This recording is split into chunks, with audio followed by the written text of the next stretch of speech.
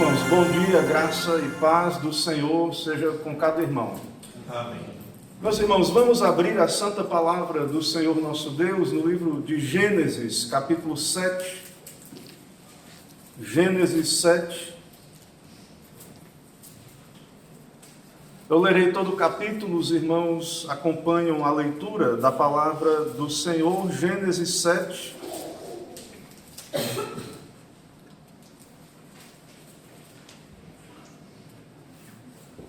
A palavra do Senhor nosso Deus diz assim: Disse o Senhor a Noé: entra na arca, tu e toda a tua casa, porque reconheço que tens sido justo diante de mim no meio desta geração. De todo animal limpo levarás contigo 7 pares, o macho e sua fêmea. Mas dos animais imundos, 1 par, o macho e sua fêmea. Também das aves do céu 7 pares, macho e fêmea, para se conservar a semente sobre a face da terra. Porque daqui a 7 dias farei chover sobre a terra, durante 40 dias e 40 noites, e da superfície da terra exterminarei todos os seres que fiz. E tudo fez Noé, segundo o Senhor lhe ordenara. Tinha Noé 600 anos de idade, quando as águas do dilúvio inundaram a terra. Por causa das águas do dilúvio, entrou Noé na arca, ele com seus filhos, sua mulher e as mulheres de seus filhos, dos animais limpos e dos animais imundos, e das aves, e de todo réptil sobre a terra, entraram para Noé na arca de 2 em 2, macho e fêmea, como Deus lhe ordenara. E aconteceu que, depois de 7 dias, vieram sobre a terra águas do dilúvio, no ano 600 da vida de Noé, aos 17 dias do 2º mês, nesse dia, romperam-se todas as fontes do grande abismo, e as comportas dos céus se abriram, e houve copiosa chuva sobre a terra, durante 40 dias e 40 noites. Nesse mesmo dia entraram na arca Noé, seus filhos Sem, Cã e Jafé, sua mulher e as mulheres de seus filhos, eles e todos os animais segundo as suas espécies, todo o gado segundo as suas espécies, todos os répteis que rastejam sobre a terra segundo as suas espécies, todas as aves segundo as suas espécies, todos os pássaros e tudo o que tem asa. De toda a carne em que havia fôlego de vida, entraram de 2 em 2 para Noé na arca. Eram macho e fêmea, os que entraram de toda a carne, como Deus lhe havia ordenado. E o Senhor fechou a porta após ele. Durou o dilúvio 40 dias sobre a terra. Cresceram as águas e levantaram a arca de sobre a terra. Predominaram as águas e cresceram sobremodo na terra. A arca, porém, vogava sobre as águas. Prevaleceram as águas excessivamente sobre a terra e cobriram todos os altos montes que havia debaixo do céu. 15 côvados acima deles prevaleceram as águas, e os montes foram cobertos. Pereceu toda a carne que se movia sobre a terra, tanto de ave como de animais domésticos e animais selváticos, e de todos os enxames de criaturas que povoam a terra e todo homem. Tudo que tinha fôlego de vida em suas narinas, tudo que havia em terra seca morreu.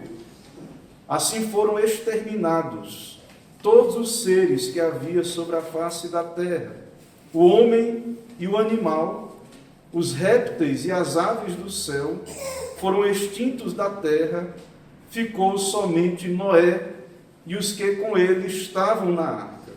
E as águas durante 150 dias predominaram sobre a terra. Vamos orar, irmãos. Senhor nosso Deus, Pai bendito, eterno, Criador, Senhor, Salvador nosso, te adoramos aqui, teu povo, publicamente, diante do texto lido, palavra do Senhor inspirada, pedimos a iluminação do teu Espírito. Abençoa, Deus, esse momento, santifica esse instante, e que o Senhor se agrade em falar aos nossos corações. Que o Senhor abençoe o teu povo, ó Deus, que neste dia teu te adora, presta culto a ti publicamente, e que o Senhor dê graça a cada um dos teus servos aqui.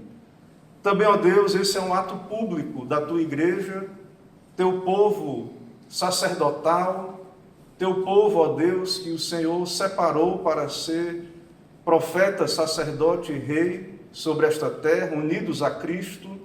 Estamos aqui também publicamente diante dessa sociedade caída e corrupta para anunciar a tua palavra, os teus juízos, também o teu evangelho de salvação para aqueles que ainda não creram em Jesus.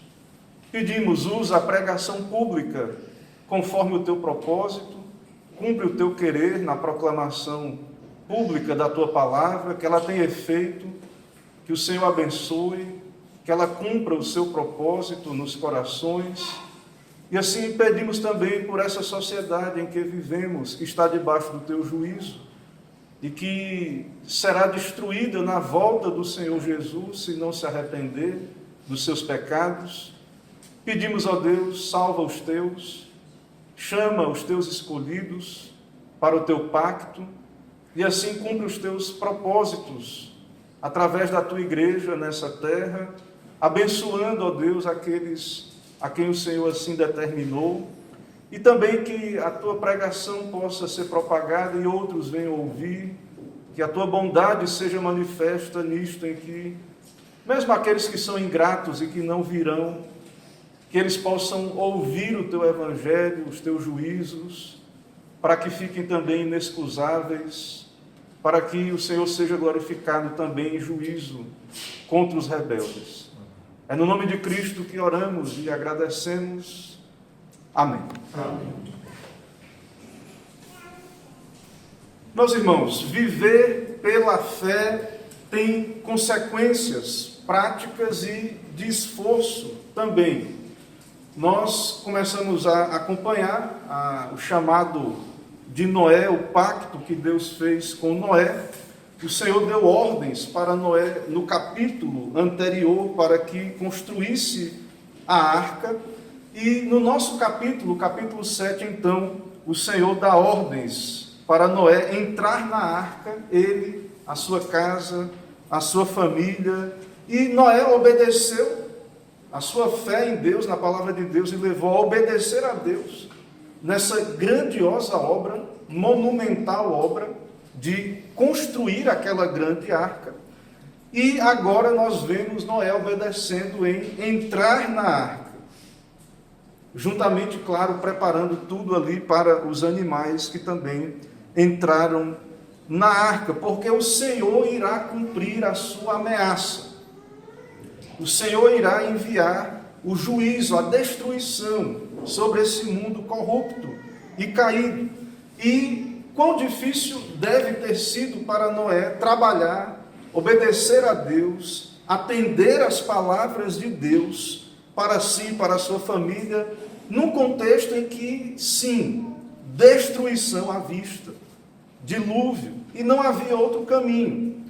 Um trabalho grandioso, houve dedicação de tempo, dedicação de recursos, preparação dos alimentos para armazená-los dentro da arca, e então o texto nos diz que Noé cumpre isso, obedece. E também o texto nos diz aí no versículo 1 que o próprio Senhor, que nós vimos no capítulo anterior, viu a maldade, dos homens, desde a sua mocidade, meninice, a corrupção da humanidade. Noé achou graça diante do Senhor, sabemos, era um eleito, e o Senhor reconhece, ele diz: reconheço que tem sido justo diante de mim, no meio desta geração. E aí, claro, vem a ordem para Noé entrar na arca, e também dos animais ele deveria levar.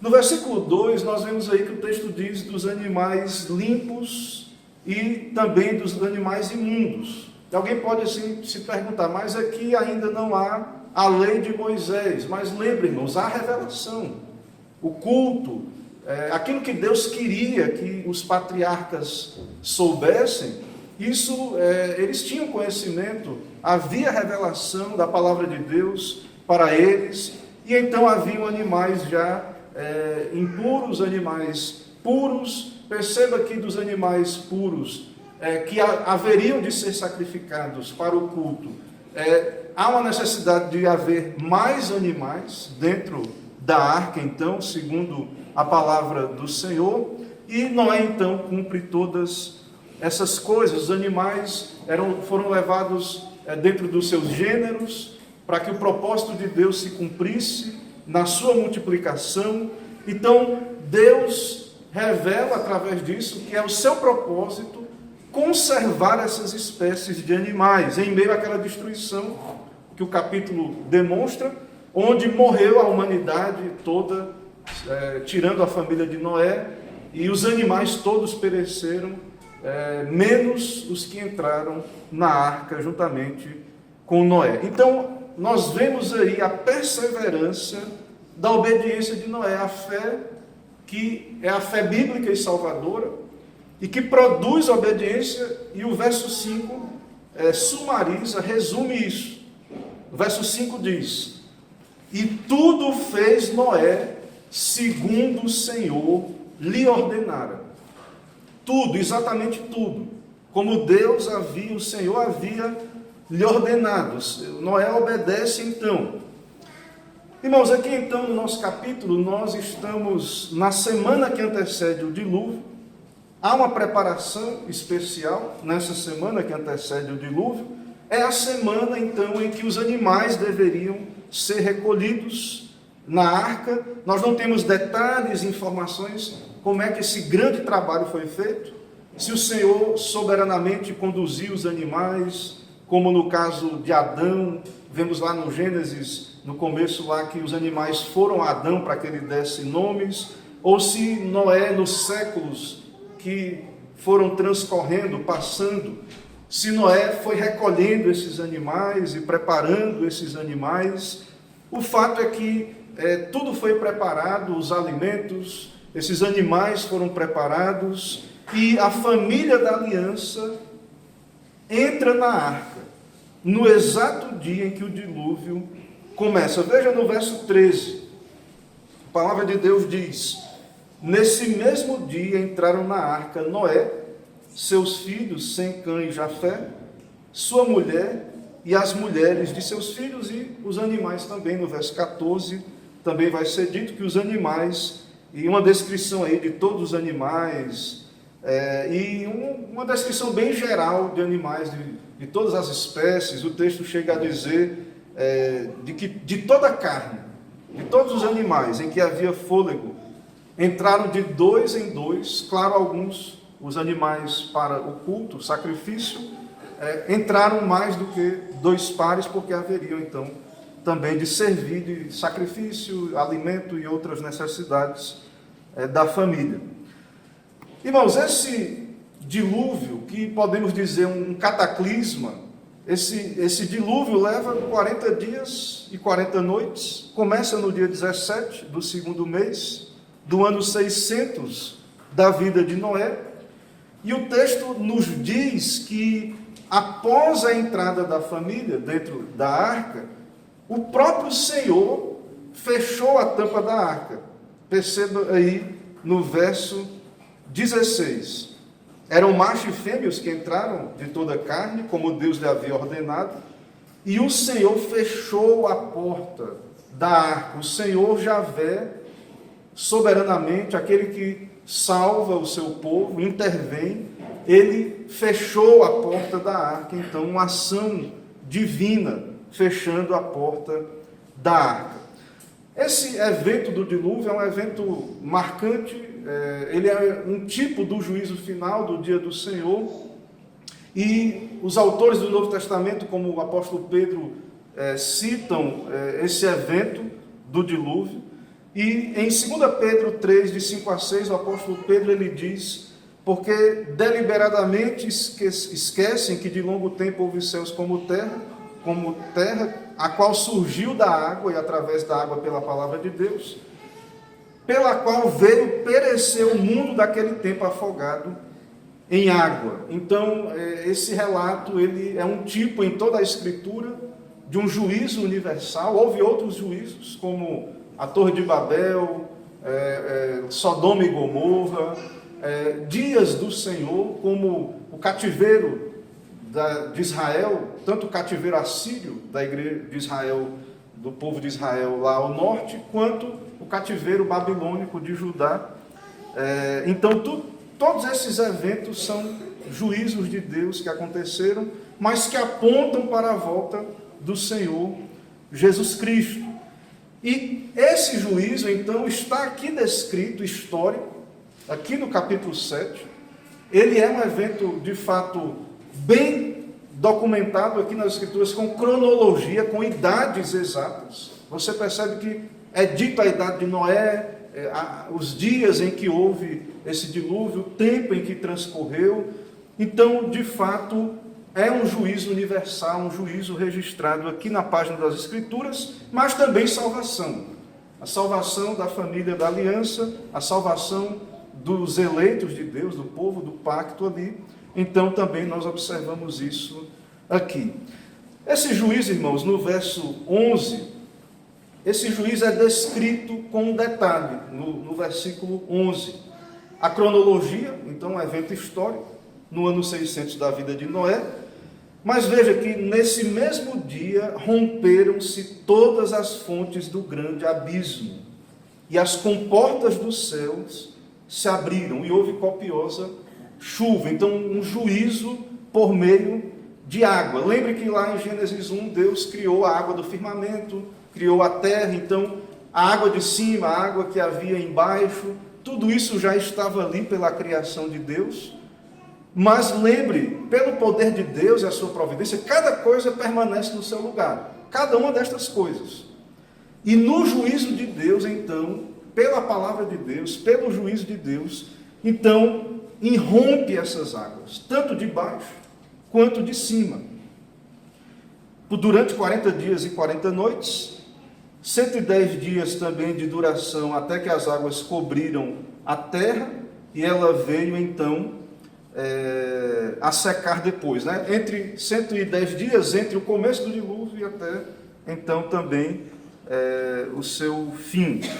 Há um autor chamado Henry Morris, que ele diz o seguinte, e há algumas teorias, né? O professor Adalto Lourenço, ele cita essa ideia de uma teoria nos seus estudos de hidroplacas, de água que havia debaixo da terra e debaixo de uma certa pressão.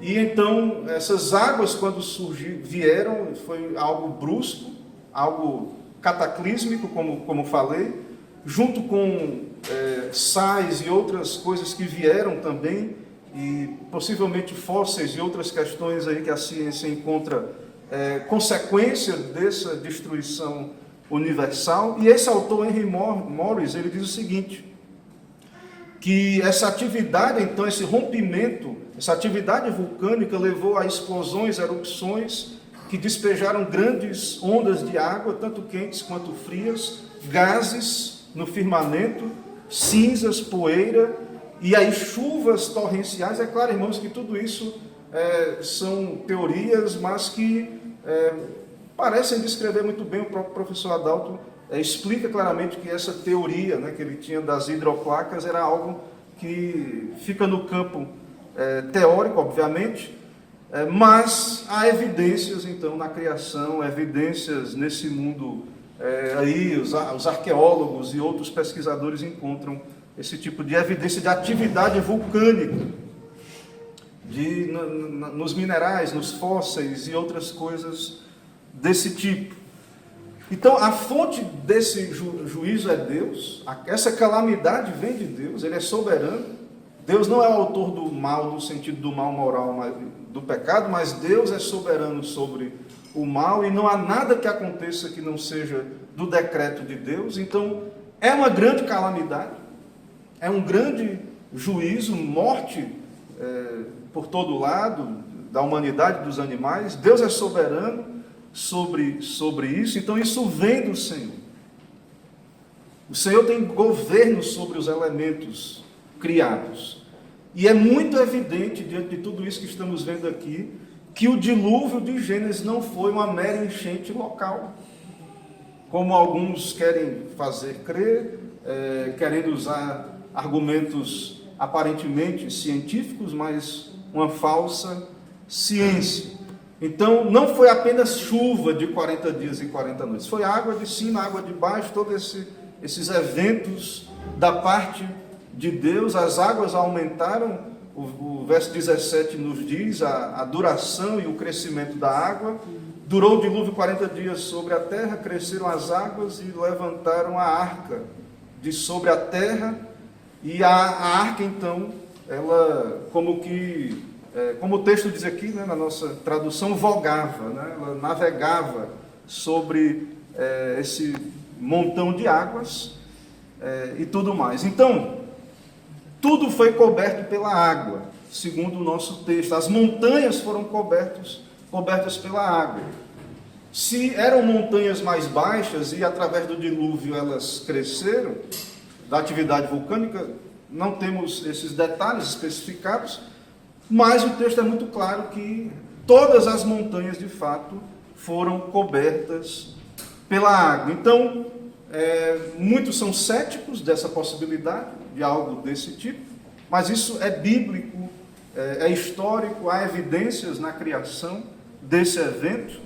Então, há até uma evidência cultural, antropológica, na cultura dos povos. Se você fizer uma pesquisa, você vai encontrar que há relatos de um dilúvio universal em nações de todos os continentes, inclusive na América, os índios e em outras partes do mundo há resquício dessa história de um dilúvio universal.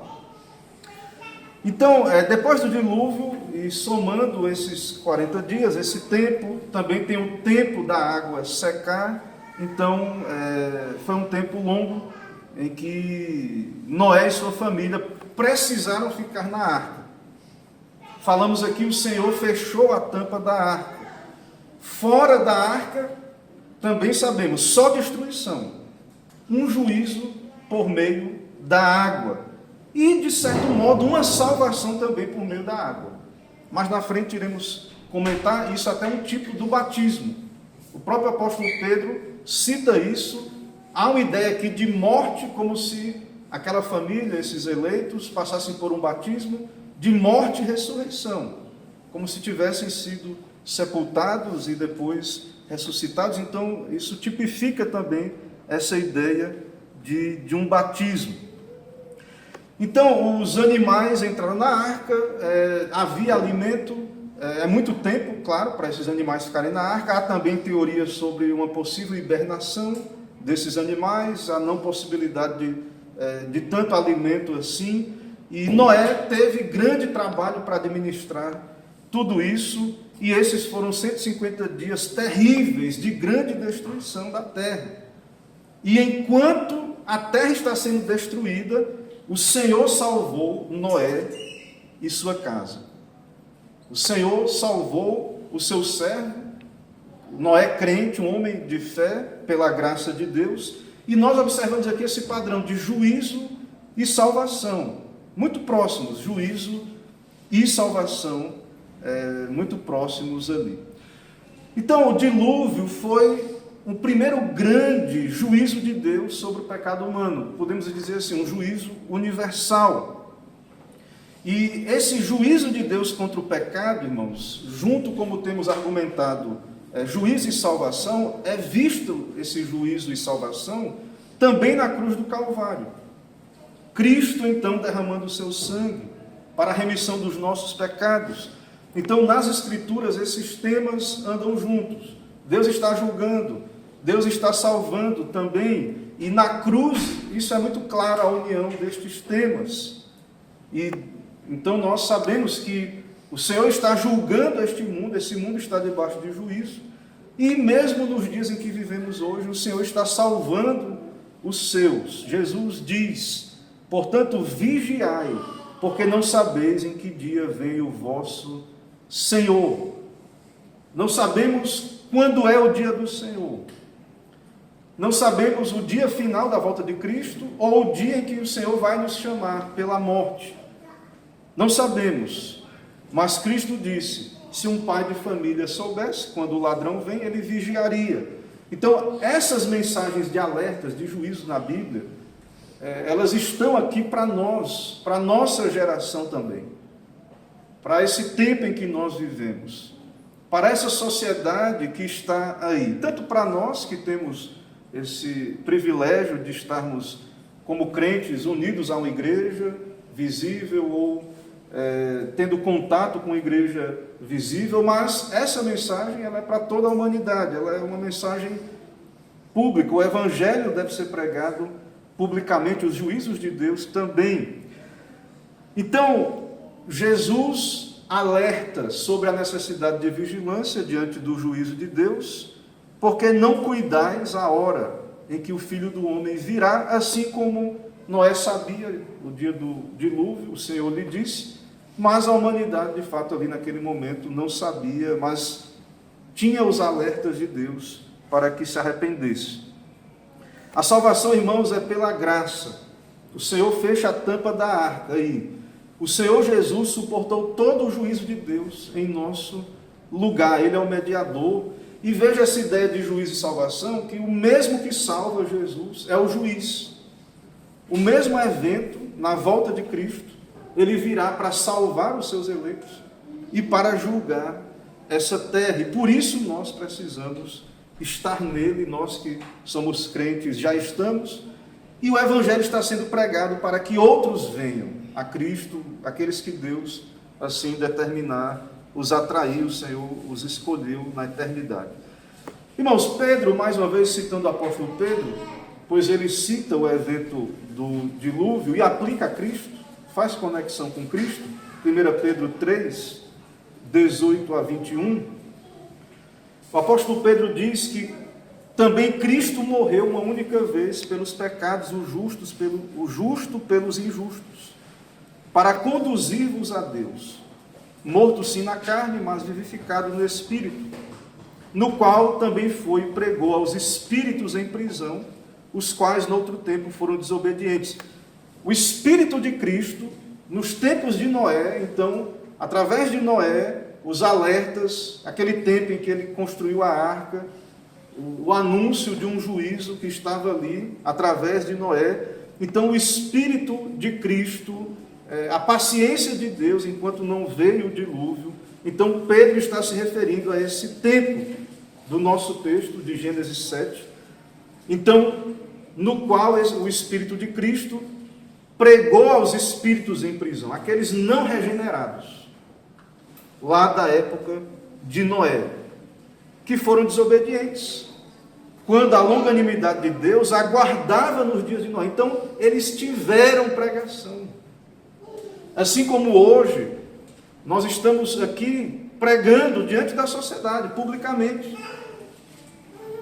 E as pessoas, de algum modo, estão tendo contato com as Escrituras, com a pregação, ou têm oportunidade de ouvir essa mensagem de juízo e salvação. O Espírito de Deus está operando, produzindo convicção de pecados nos eleitos, ou até mesmo produzindo convicção de pecados naqueles que não vão se arrepender também, mas têm contato com a pregação. Então, eles foram desobedientes. Aí Pedro continua: enquanto se preparava a arca, na qual poucos, a saber, 8 pessoas foram salvos, através da água. Vejam, irmãos, a não preocupação com números, que eu citei no sermão anterior. o Evangelho está sendo pregado. A palavra de Deus está sendo anunciada a este mundo. E Deus, claro, tem os seus, e aqui no caso 8 foram salvos. Aí veja o que ele diz: através da água. Então a água que matou toda a humanidade foi a mesma água que, para aqueles que estavam dentro da arca, elevou a arca e o salvou. O mesmo evento, juízo e salvação acontecendo no mesmo evento. E isso, segundo o apóstolo Pedro aqui no seu texto, é figura do batismo. Agora também vos salva. Então, essa ideia de juízo e salvação, de morte e ressurreição, está representada aí na ideia do batismo, certo? E então Pedro cita esse evento e tudo mais aí, como estamos argumentando. Então, nosso texto diz isso: o Senhor revela a Noé que ele deveria entrar na arca, aparelhar a arca, há um chamado para Noé, e o Senhor também está chamando pecadores para si. Nós que já viemos fomos chamados pelo Evangelho. O Senhor nos chamou, nós, pela graça dele, nos deu o arrependimento, a fé, fomos unidos a Cristo, batizados em Cristo, morremos com Cristo, ressuscitamos com Jesus Cristo, e essa fé que nos uniu a Cristo, nos uniu à igreja.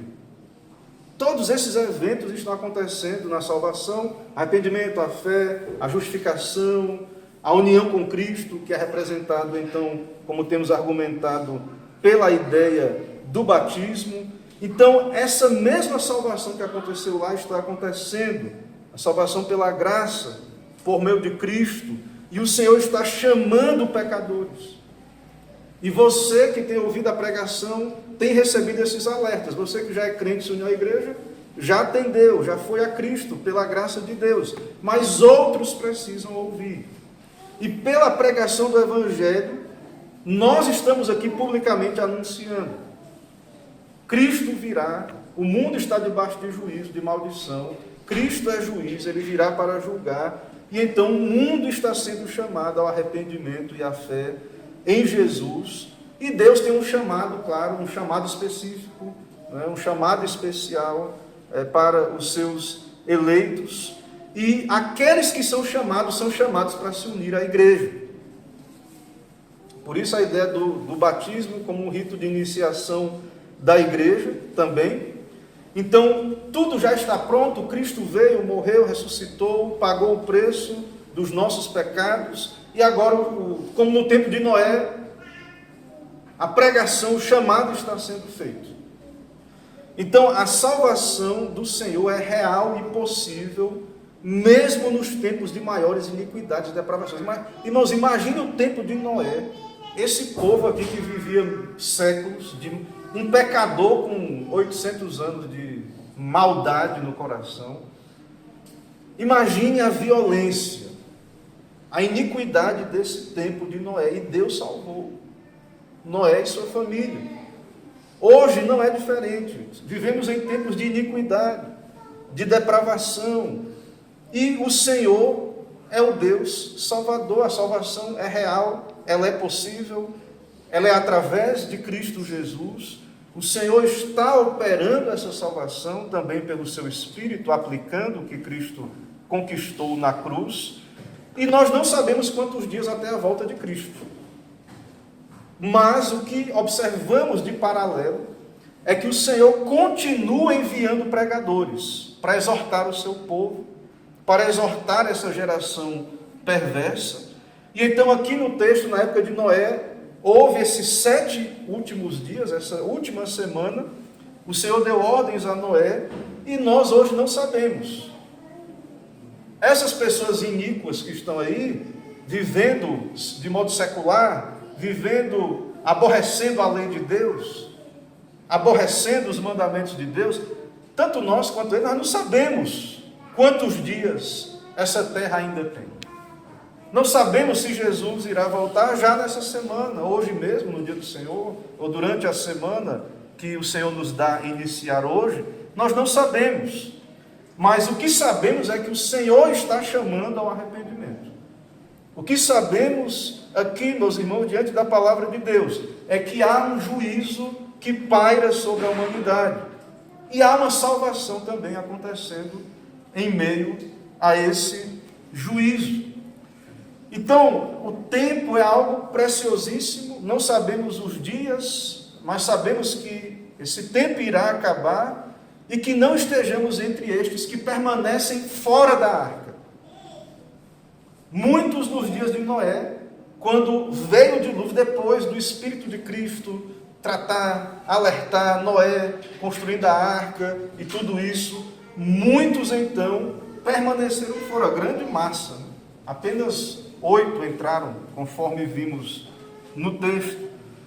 Então, há possibilidade, por meio de Cristo, há uma salvação real, os meios já estão preparados. Na época de Noé, no caso era a arca, e no nosso caso é Cristo. O Senhor nos deu o seu Filho, e não há para onde fugir do juízo de Deus, se não for Cristo Jesus. Por meio do arrependimento e da fé em Cristo, não há lugar seguro quando o juízo de Deus vem.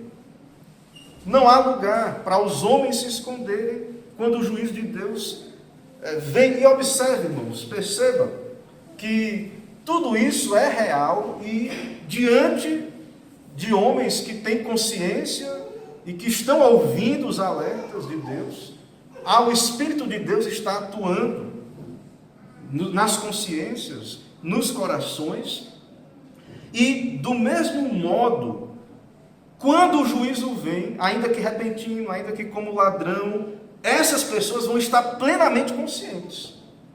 Como aqui na época de Noé, perceba, imagine que muitos naquele exato momento, quando começou o dilúvio, estavam fora da arca, eles lembraram de Noé, da arca. Eles lembraram de que rejeitaram a palavra de Deus, se recusaram a atender.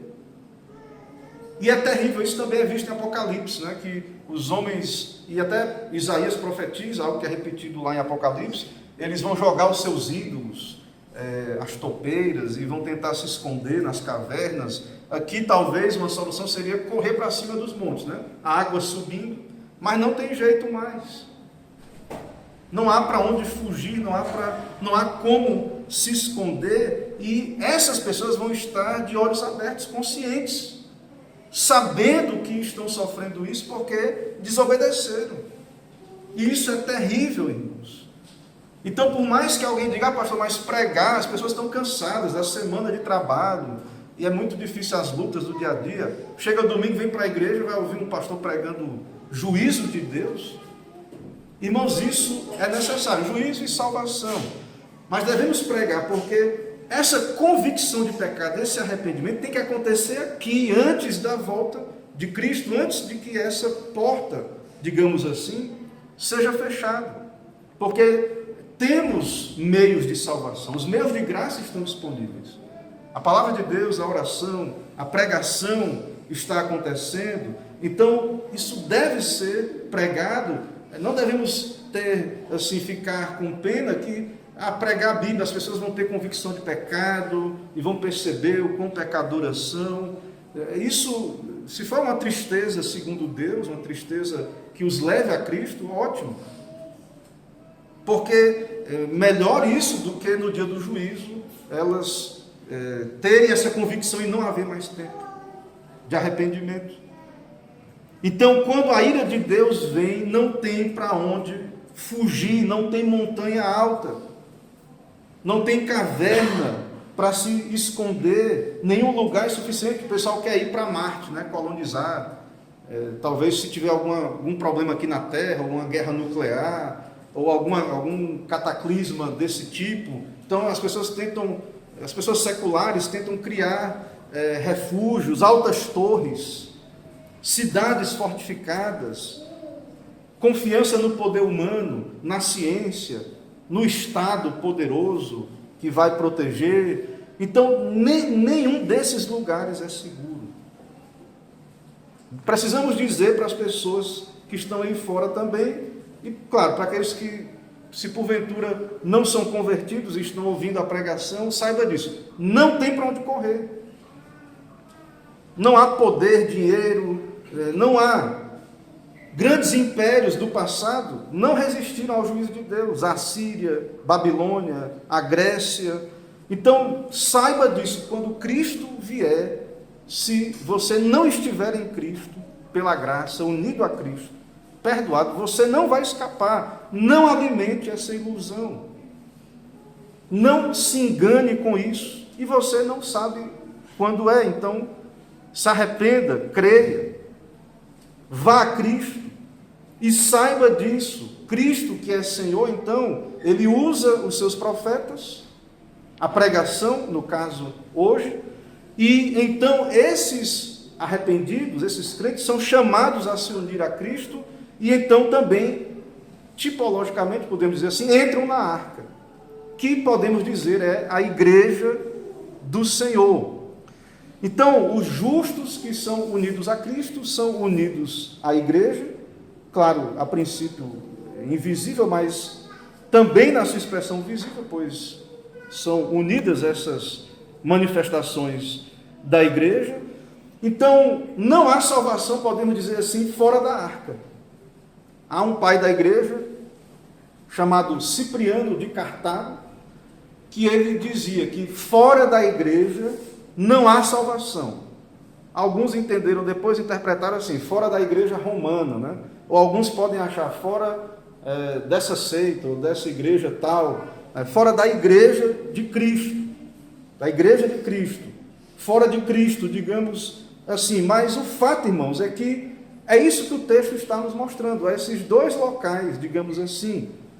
E não há salvação fora da arca. Então, quando cremos, nos arrependemos, somos unidos a Cristo pelo batismo espiritual, também a igreja visível pelo batismo, rito de iniciação à igreja, nós então estamos nesse lugar seguro, unidos a Cristo, unidos à sua igreja.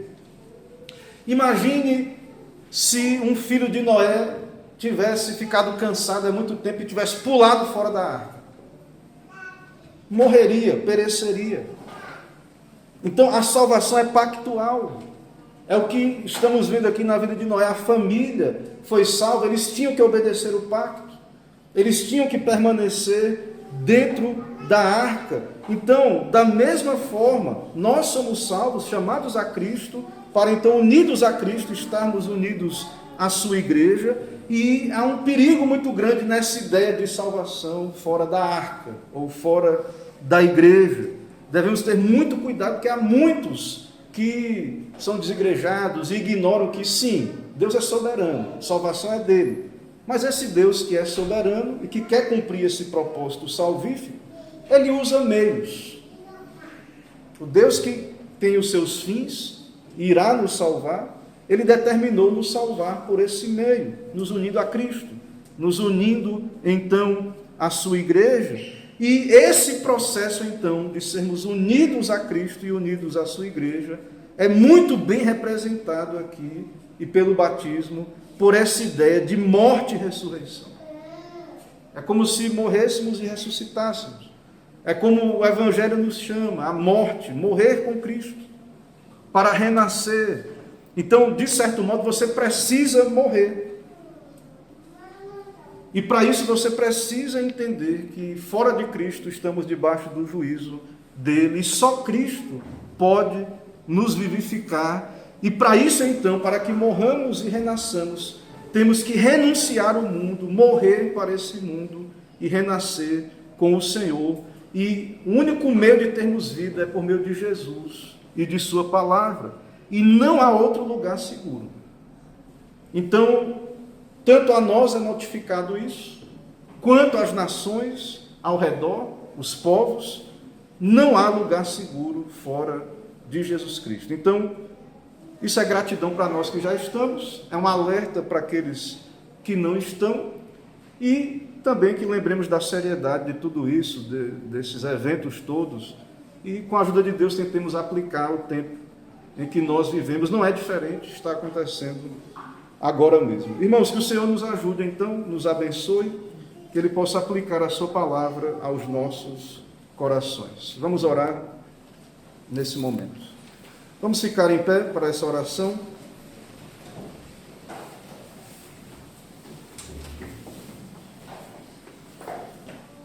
Senhor nosso Deus, Pai bendito, Deus eterno, Deus santo, santo, santo, Deus trino, Pai, Deus o Pai, Deus o Filho, Deus o Espírito Santo.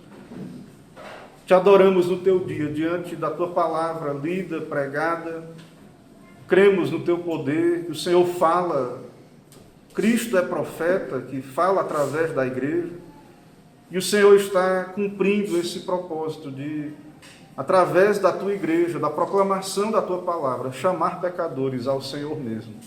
Que o Senhor envie o teu Espírito, quebrantando os corações, aplicando estas verdades, iluminando as mentes, convencendo os corações, trazendo humilhados aos pés da cruz aqueles que o Senhor assim determinou.